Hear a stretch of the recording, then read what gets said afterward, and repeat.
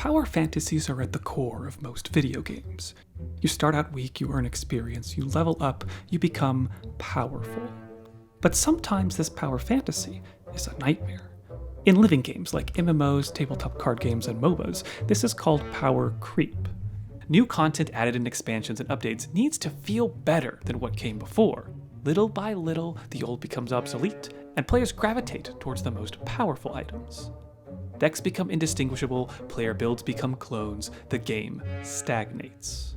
Without precise balancing or active culling of old content, power creep can consume the entire experience. And it's not even limited to just games. Anime and superhero comics are always trying to up the ante. What's the point if the latest villain isn't a bigger threat? But sometimes power creep can be a power fantasy. In a single run, games like Risk of Rain, Vampire Survivors, and Hades take you from an insignificant peon to an unstoppable force. Even as the game's difficulty ramps up, new upgrades and weapons and boons make you just strong enough to stay ahead of the curve. It's important in these games that when you start, you are pathetic. You need the contrast of this vulnerability in order to feel like a god later. The steady stream of upgrades lets you achieve this, but ideally, you direct this growth. Usually, these upgrades combine into useful synergies and even exploits. The very best examples of the genre make it feel like you are breaking the game. Your power literally exceeds the confines of the code.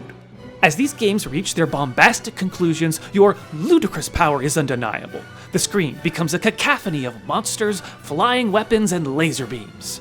The mayhem reflects not only your power, but the game's fanatical attempts to stop you.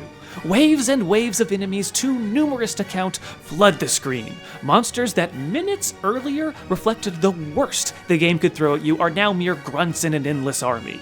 You start to push up, not against the game's difficulty, but against your own physical limitations. Your vision is overwhelmed, your reflexes falter, your mortal flesh can't keep up with this machine. And even if you survive, you are ultimately doomed. These are not games you ever truly win. But you can always play again.